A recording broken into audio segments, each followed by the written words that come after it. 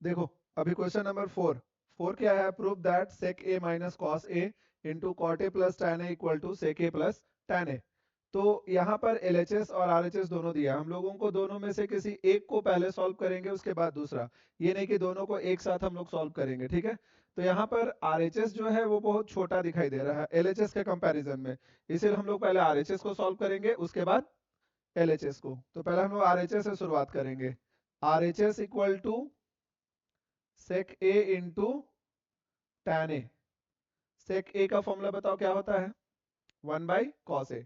तो sec a की जगह हम लिखेंगे 1 by cos a into tan a का formula sin a by cos a, ठीक है। अब आगे इसको अगर हम मल्टीप्लाई करें sin a इंटू 1 तो क्या होगा sin a, और नीचे cos a into cos a cos square a। ये हो गया हम लोगों का RHS। अब हम लोग को LHS को सॉल्व करना है, LHS ये वाला पोर्शन, और इसको सॉल्व करके ये लाना है, ठीक है। तो LHS हम लोग लेंगे अब।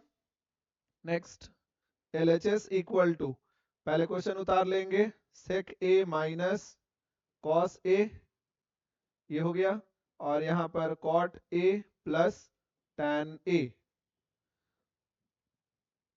sec a का फॉर्मूला क्या होता है 1 बाई cos a। तो 1 by cos a minus cos a as it is, ठीक है, और यहाँ पर cot का cos a by sin a, ठीक, cos a by sin a, और tan का sin a by cos a, ठीक।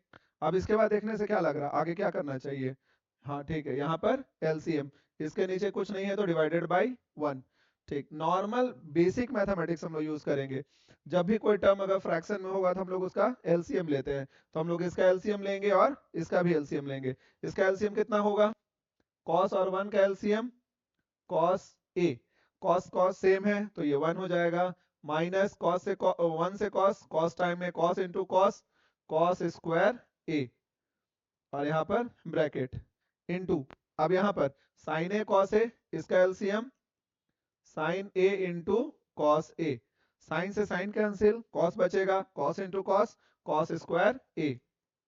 उसके बाद प्लस cos से cos कटेगा, sin बचेगा, sin into sin, sin square a।